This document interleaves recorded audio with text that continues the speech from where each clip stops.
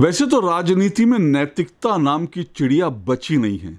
अब दूर दूर तक नैतिकता कहीं दिखती नहीं है, क्योंकि सत्ता का खेल है और इस सत्ता के खेल के लिए हर आदमी अपने अपने तरह से अपनी अपनी चीज़ें मैनिपुलेट करता है।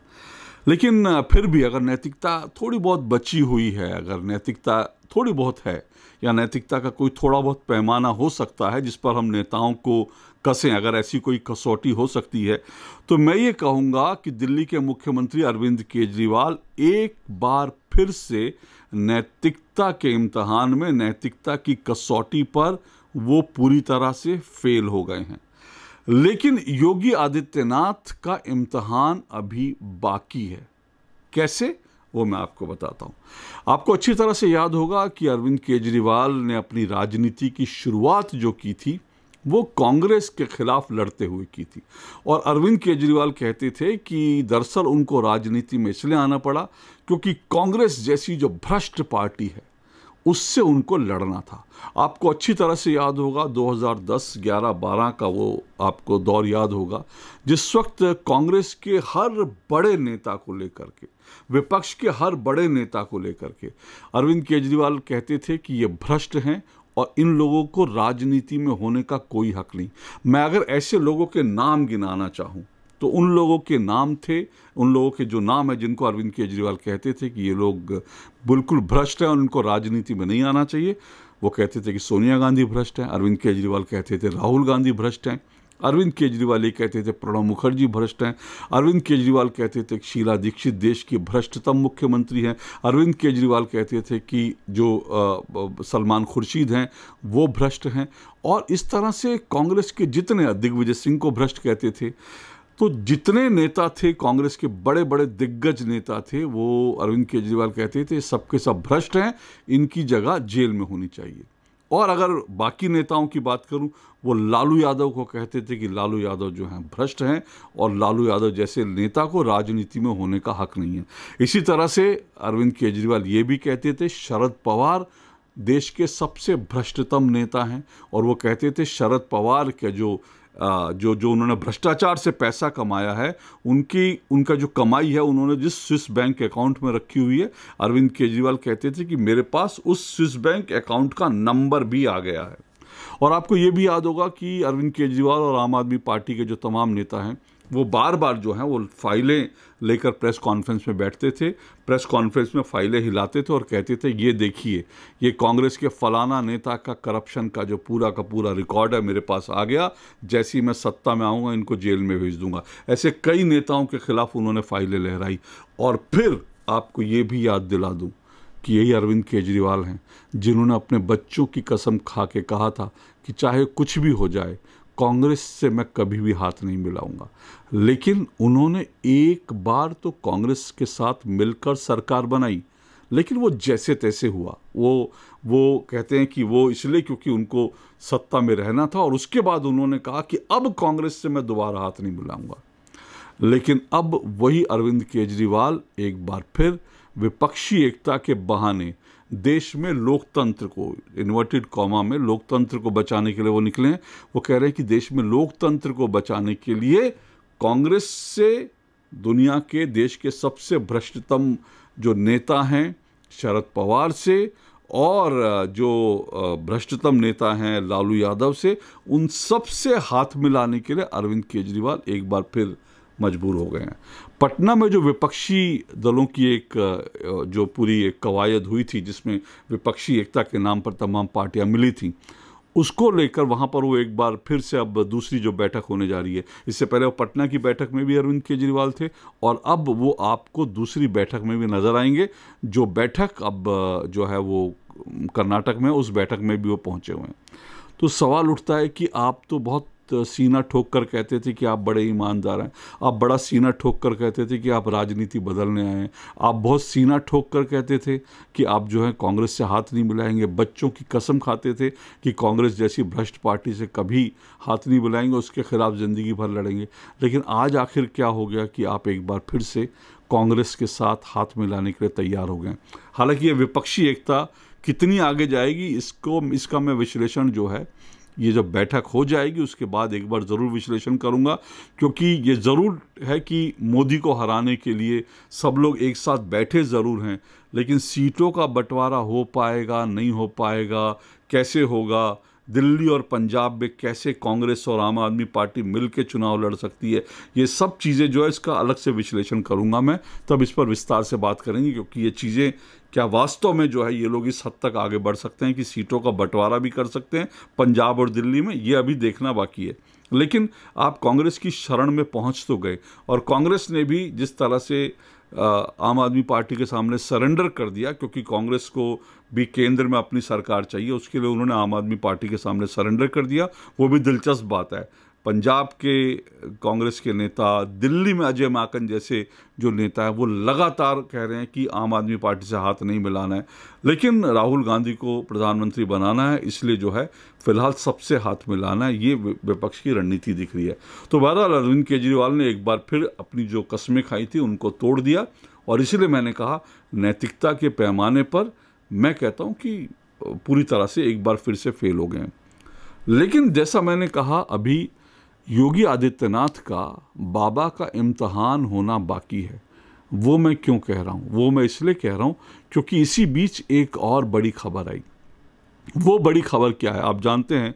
वो बड़ी खबर यह है कि दरअसल एनडीए में उत्तर प्रदेश की एक पार्टी शामिल हो गई है, और वो पार्टी क्या है? वो है सुबह सपा जो है। वो पार्टी ओम प्रकाश राजभर की पार्टी है जो एनडीए में शामिल हो गई। ये ओम प्रकाश राजभर जो हैं वो वही नेता हैं जिन्होंने पहले 2017 के चुनाव में यूपी में, उत्तर प्रदेश में बीजेपी के साथ मिलकर चुनाव लड़ा था। फिर उसके बाद वो गालियां देते हुए बीजेपी से अलग हो गए, और 2022 में उन्होंने बाकायदा समाजवादी पार्टी अखिलेश से हाथ मिलाया, बीजेपी को खूब कोसा, लेकिन बीजेपी फिर से सत्ता में आ गई। और अब 2024 के चुनाव के लिए ओम प्रकाश राजभर ने एक बार फिर अखिलेश यादव को अब गालियां देते हुए, विपक्ष को गालियां देते हुए एनडीए से हाथ मिला लिया है। ये छोटी छोटी पार्टियां, दुर्भाग्य की बात है कि ये छोटे छोटे पॉकेट्स में अपनी जाति के आधार पर ये जो नेता बनते हैं, अपने छोटे छोटे पॉकेट्स में अपने कुछ वोट, अपनी जाति के कुछ वोट जो है जेब में लेकर घूमते हैं। और ये ऐसा है, अपनी ये जाति के नेता बनते हैं, पूरी की पूरी जाति अपनी जाति के स्वाभिमान के नाम पर ऐसे नेताओं के पीछे खड़ी हो जाती है। ये राजनीति देश में बदलनी चाहिए कि ये नेता जो है अपनी जाति के लोगों को जेब में रख के घूमते हैं। कभी अखिलेश यादव से हाथ मिला लिया, कभी एनडीए में चले गए, तमाशा बना रखा है राजनीति का। तो ये तो है, इसमें कोई दो राय नहीं। अच्छा, होता क्या है, क्योंकि इनके पास, जैसा मैंने कहा, इनके पास अपनी जाति का एक सर्टेन वोट बैंक होता है, इसलिए बड़ी पार्टियां जो हैं इनको चुनाव के समय अपने साथ जोड़ने के लिए मजबूर हो जाती हैं। पहले एनडीए ने तब भी जोड़ा था 2017 में, और अब भी एनडीए ने इनको हिस्सा बना लिया, क्योंकि उनको लगता है कि एक जाति का वोट कम से कम यूपी में उनसे छिटके नहीं। लेकिन बड़ी बात क्या है, ये तो एक अलग बात है, ठीक है, पार्टियां आती जाती रहती हैं और इस तरह के गठबंधन भी बनते रहते हैं। लेकिन बड़ी बात क्या, बड़ी बात यह है, ओम प्रकाश राजभर की जो पार्टी है उनके एक विधायक का नाम जो है वो है अब्बास अंसारी। अब ये अब्बास अंसारी कौन है? ये अब्बास अंसारी मुख्तार अंसारी का बेटा है।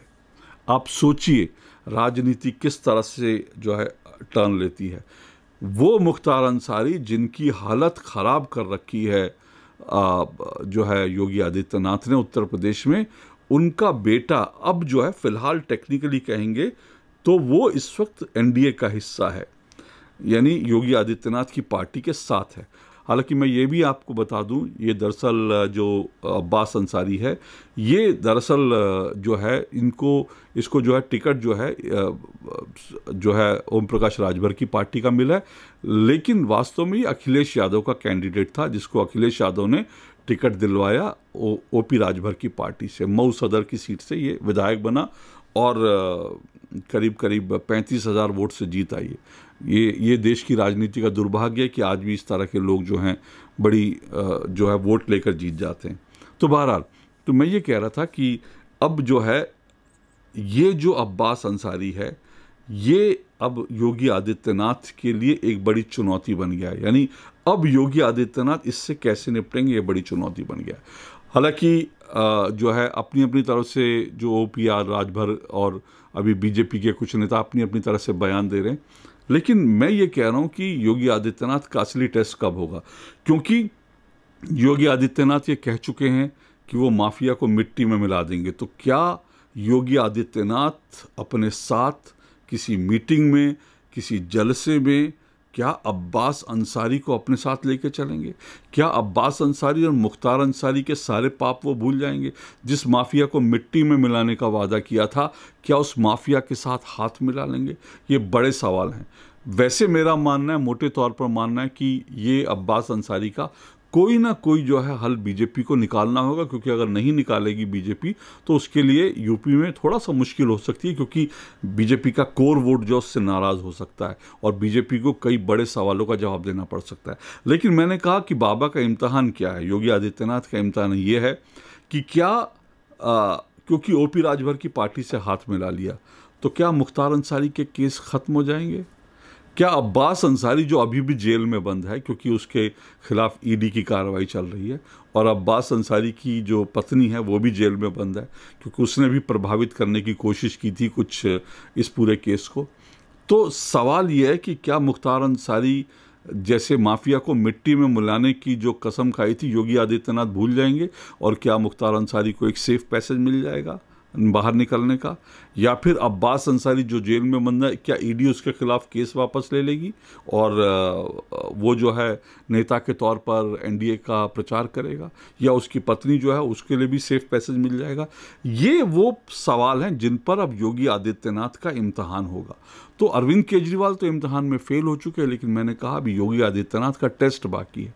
ये हमको देखना होगा कि दरअसल अब्बास अंसारी जो फिलहाल जो है NDA के लिए गले की हड्डी बन गया है, उससे यूपी में बीजेपी कैसे निपटेगी, क्योंकि बीजेपी को उससे दूरी भी दिखानी होगी और इसके खिलाफ, इसकी परिवार के खिलाफ जो केस चल रहे हैं वो कानूनी रूप से चलते रहें, उसमें मजबूती से केस चलते रहें।